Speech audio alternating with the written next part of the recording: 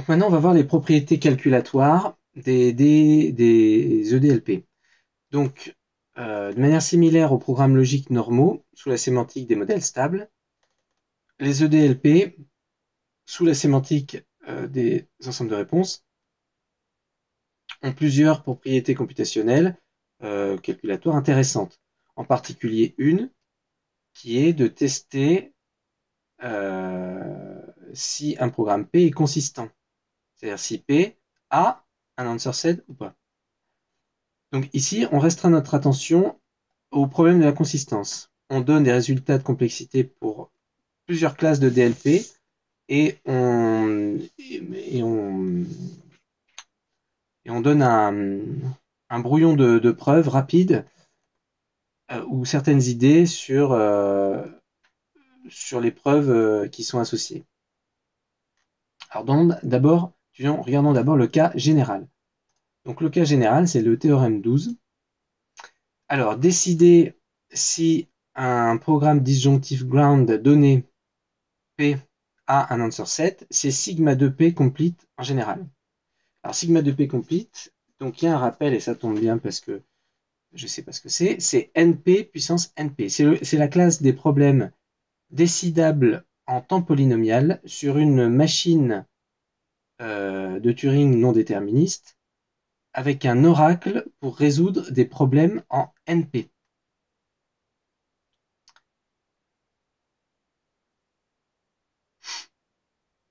Bon, là, il faudrait aller voir un peu plus précisément reprendre un cours de complexité.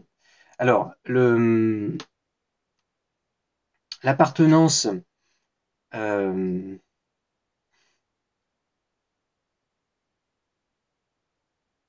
de consistance, je ne sais pas ce que ça veut dire ça, des EDLP peut être montrée par l'argument suivant.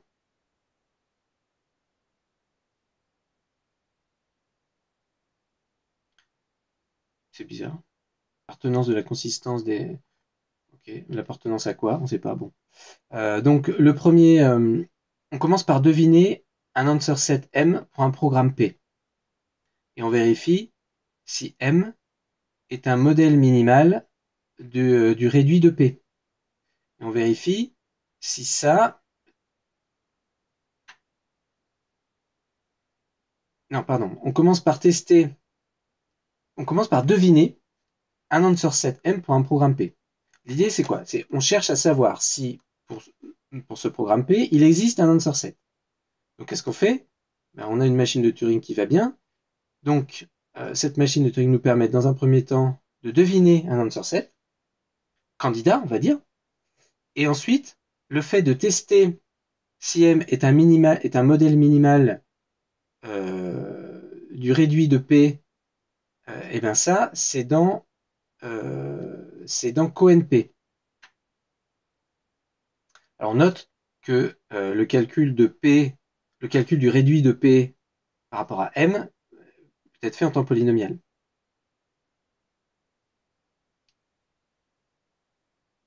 Et donc, puisque c'est dans CoNP, eh ben, ce problème-là, c'est décidable en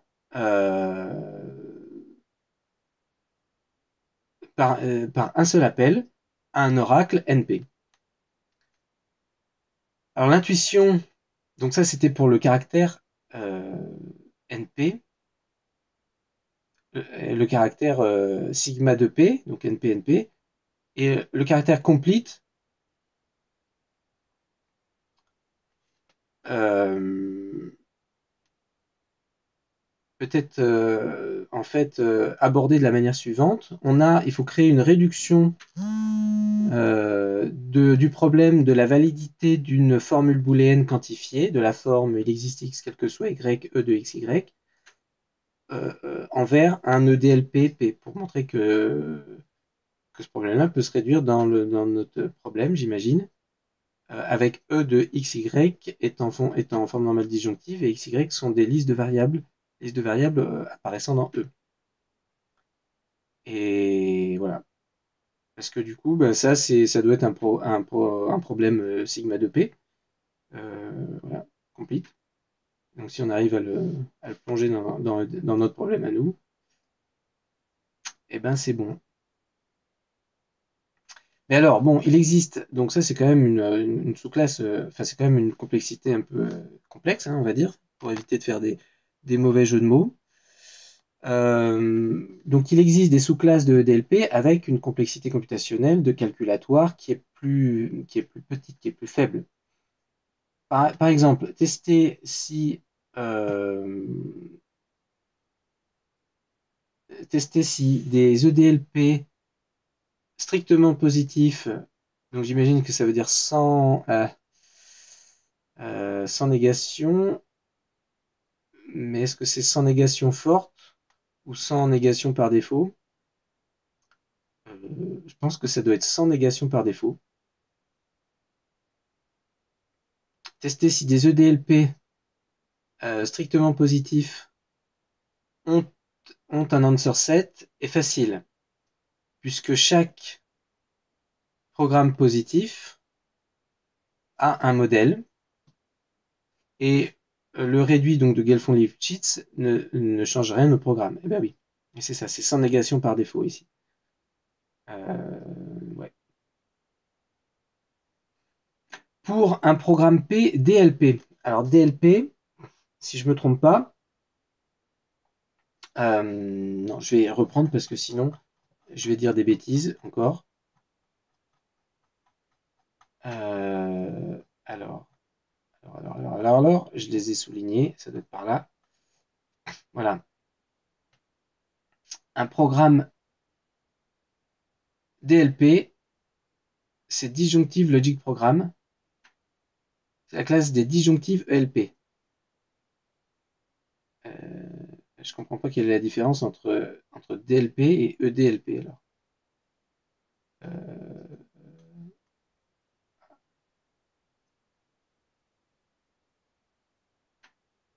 ELP,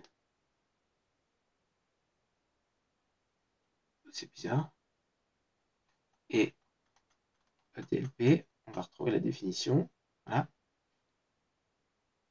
Mais en fait, DLP, il n'y a pas.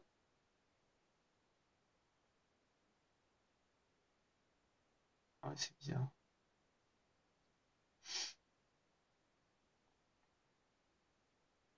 Bon. Alors, pour un programme disjonctif, pour un disjonctif logique programme P avec des contraintes, mais sans note dans les rule body,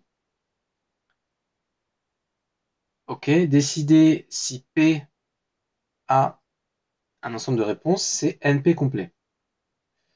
La difficulté, la complétude, on va dire, euh, peut être montrée par une réduction à partir de SAT. Donc, étant donné une formule phi en CNF propositionnelle, on va transformer phi en un programme P disjonctif positif avec des contraintes, en ajoutant des règles, des faits disjonctifs qui nous disent soit j'ai A, soit j'ai non A, soit j'ai moins A, pour chaque atome A de phi, et on va ajouter la négation C' de chaque clause C dans phi comme une règle sous la forme C' applique U à P, où U est un symbole frais. Par exemple, pour une clause A ou B ou note C, on ajoute la règle euh, ben,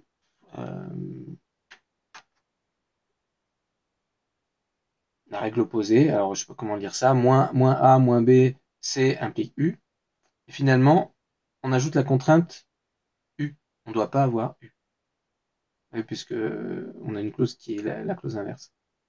Et donc ensuite, une fois qu'on a construit ce programme, eh ben, on a l'équivalence entre les problèmes, c'est-à-dire que phi est satisfaisable si et seulement si P a un answer set.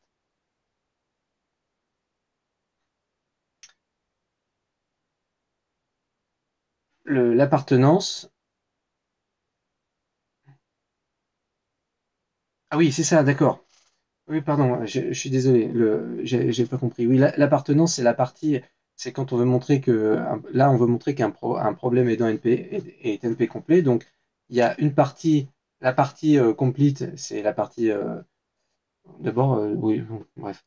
Il y a une partie hardness et une partie membership. Membership, c'est appartenance à NP, et hardness, c'est la complétude. Ok. J'aurais d'abord montré la membership avant la hardness, mais bon, pourquoi pas. Donc ici, on montre que le problème est NP. En devinant une interprétation pour la partie positive du programme et en vérifiant si l'interprétation est un modèle minimal de la partie positive et valide et compatible avec les contraintes restantes et le tout en temps polynomial. Enfin, c'est une démonstration de NP complétude, quoi. Ok, ça serait un exercice intéressant à faire. Alors d'autres classes de EDLP existent. Alors d'ailleurs, je pourrais peut-être mettre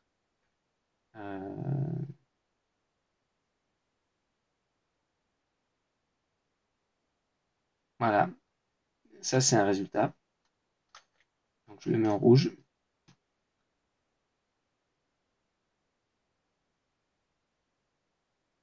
Et donc là, ce que je comprenais pas tout à l'heure, la membership, c'est la partie appartenance à sigma 2p. Pardon. Je suis pas très familier des démonstrations de complexité, comme vous l'aurez compris.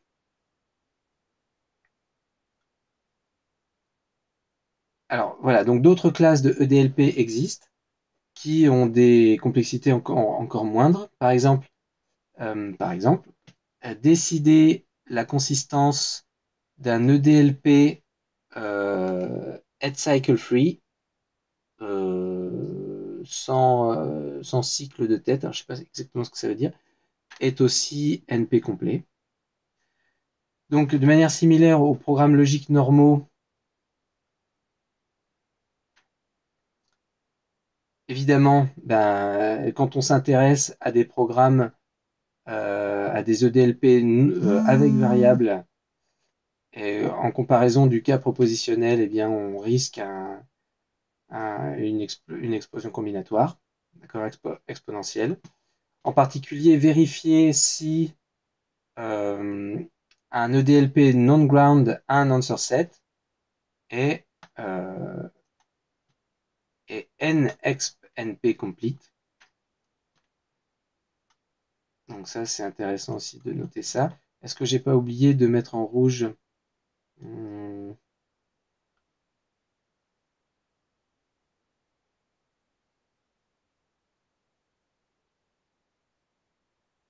un autre résultat? Non, non.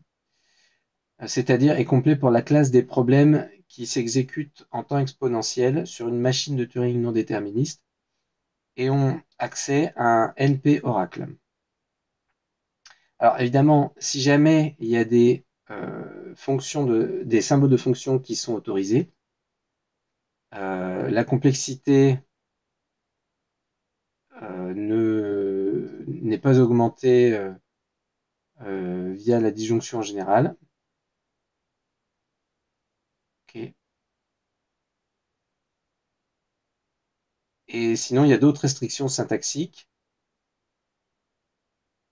qui sont connues, selon lesquelles la complexité pour décider la consistance euh, reste 2 exponentielles complete et 3 exponentielles complete respectivement.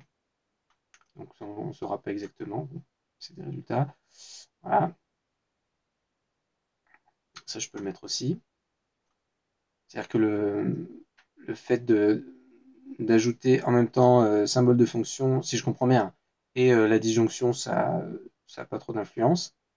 Par contre, euh,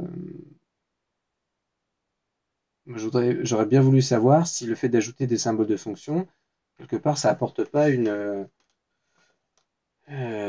problèmes de décidabilité, plus que de complexité. Voilà, et la prochaine vidéo sera donc sur le paradigme de programmation un peu plus précisément.